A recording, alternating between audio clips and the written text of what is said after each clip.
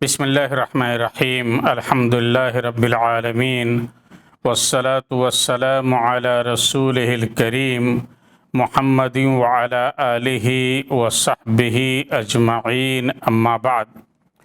میرے بزرگوں اور دوستوں اور بھائیوں اور بہنوں، السلام علیکم ورحمۃ اللہ وبرکاتہ۔ اللہ تعالیٰ نے رمضان المبارک کے اختتام پہ خوشی کا مظاہرہ کرنے کے لیے عید الفطر جیسی نعمت ہمیں عطا فرمائی ہے۔ نبی کریم صلی اللہ علیہ وسلم نے فرمایا کہ ہر قوم کے لیے ایک عید ہوتی ہے اور ہماری عید عید الفطر اور عید الاضحیٰ ہے۔ تو میرے دوستو، عید کے کچھ آداب ہیں جو میں مختصر طور پہ آپ کے سامنے رکھنا چاہتا ہوں۔ نمبر 1، عیدین کے اندر یعنی عید الفطر اور عید الاضحیٰ کے اندر عیدگاہ میں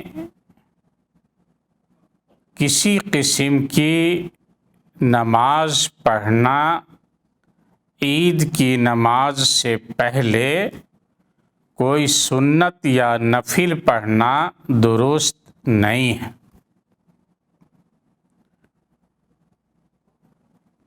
نمبر 2، عید الفطر اور عید الاضحیٰ کے دن روزہ رکھنا یہ میرے دوستو جائز نہیں ہے۔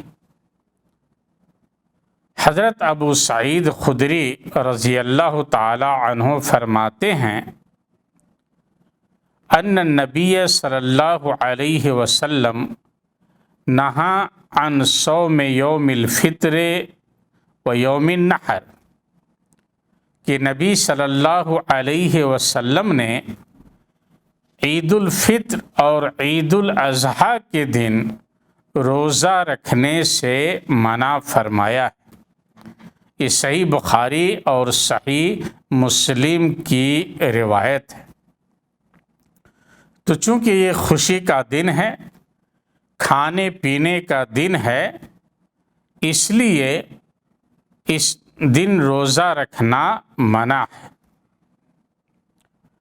نمبر 3، عیدگاہ کے لیے مسنون ہے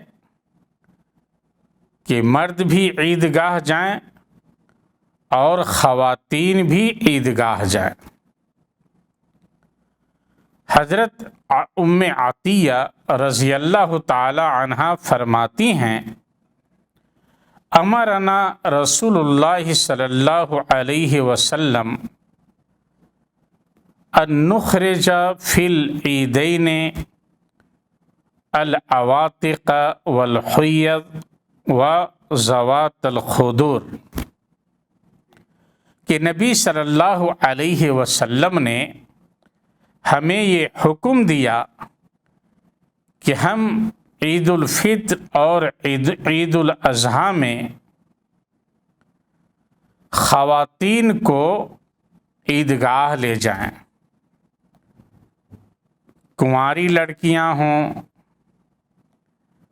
بالغ خواتین ہوں، نئی نویلی دلہن ہوں، سب کے بارے میں یہ حکم ہے کہ سب کے سب عیدگاہ جائیں۔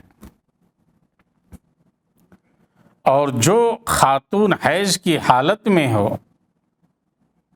یا نفاس کی حالت میں ہو تو وہ بھی عیدگاہ جائے اور مسلمانوں کی دعا میں شامل ہو، صرف عید کی نماز نہ پڑھے۔ یہ صحیح بخاری اور صحیح مسلم کی روایت ہے۔ تو میرے دوستو، پردے کے ساتھ خواتین کو بھی عیدگاہ جانا چاہیے۔ آج ایک بڑا مسئلہ یہ ہے کہ ہماری عورتیں بازار جاتی ہیں، کوئی حرج نہیں ہے، میلے ٹھیلے میں جاتی ہیں، کوئی حرج نہیں ہے، بڑے بڑے جلسوں میں شرکت کرتی ہیں، جاتی ہیں، کوئی حرج نہیں ہے، لیکن جب عیدگاہ جانا چاہتی ہیں تو ہم روک دیتے ہیں، کہتے ہیں جائز نہیں ہے، بے پردگی ہے تو فتنہ ہے تو یہ ہے وہ ہے۔ تو میرے دوستو، یہ شیطانی چال ہے۔ شیطان ہمیں دین سے دور کرنا چاہتا ہے۔ عورتیں بازار جائیں تو آپ کو غیرت نہیں آتی، بڑے بڑے جلسوں میں جائیں وہاں پہ آپ کو کچھ دکھائی نہیں دیتا ہے، لیکن یہ مسلمانوں کی خوشی کا وقت ہے۔ عید الفطر اور عید الاضحیٰ، یہ دو عیدیں اللہ نے عطا کی ہیں، یہاں اگر عید کی خوشی میں شریک ہونا چاہیں، عیدگاہ جانا چاہیں تو ہم روک دیتے ہیں۔ اس کے اوپر ہمیں غور کرنا چاہیے۔ نمبر 4، پہلی رکعت میں تکبیر تحریمہ کے بعد سورہ فاتحہ سے پہلے 7 تکبیریں اور دوسری رکعت میں سجدہ سے اٹھنے کے بعد 5 تکبیریں کہنا یہ سنت ہے۔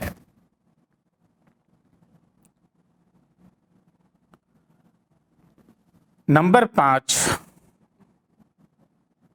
نماز خطبہ سے پہلے ہونا چاہیے اور خطبہ بعد میں ہونا چاہیے۔ نمبر 6،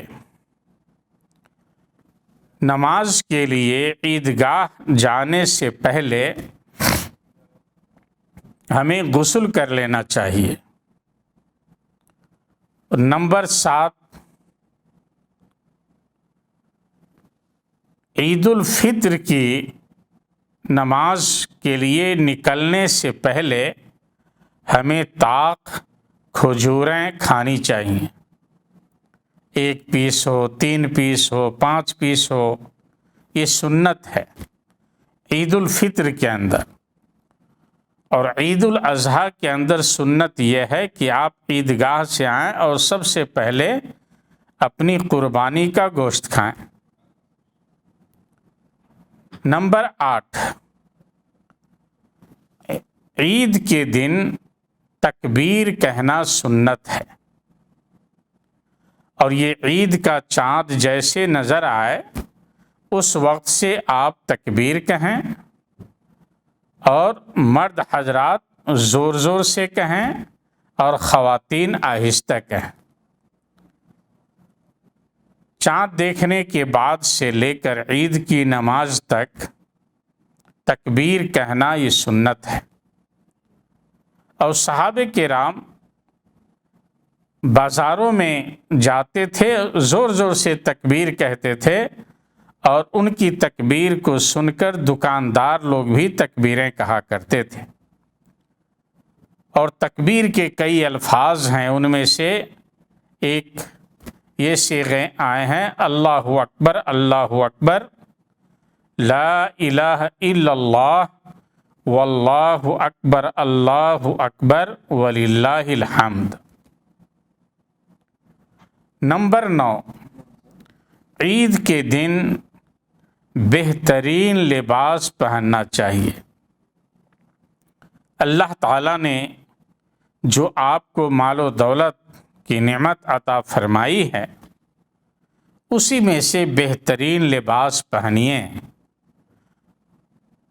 عید کے دن اگر آپ بہترین لباس نہیں پہنتے تو پھر کب پہنیں گے؟ لیکن بلا کسی فخر کے، بلا کسی تکبر کے، بلا کسی اسراف کے بس اللہ کی دی ہوئی نعمت کا اظہار کرنے کے لیے اور خوشیوں میں شامل ہونے کے لیے آپ اچھے اور خوبصورت کپڑے پہنیں۔ نمبر 10، عید کی مبارکباد دینا۔ یہ میرے دوستو صحابہ کرام سے، سلف صالحین سے ثابت ہے، اور اس کے لیے کوئی خاص الفاظ نہیں ہیں۔ ہر قوم کی ایک الگ اپنی تہذیب اور ثقافت ہوتی ہے۔ اپنی قوم کی ثقافت کو سامنے رکھتے ہوئے ہم جن الفاظ میں ہمارے یہاں مبارکباد لوگ پیش کرتے ہیں، جو طریقہ کار ہے، اس طریقے کو اپنا کر اگر ہم مبارکباد دیتے ہیں ایک دوسرے کو تو یہ بہتر چیز ہے۔ اللہ تعالیٰ سے دعا ہے کہ اللہ تعالیٰ ہم سب کو دین کی باتیں سننے، سمجھنے اور عمل کرنے کی توفیق عطا فرمائے۔ والسلام علیکم ورحمۃ اللہ وبرکاتہ۔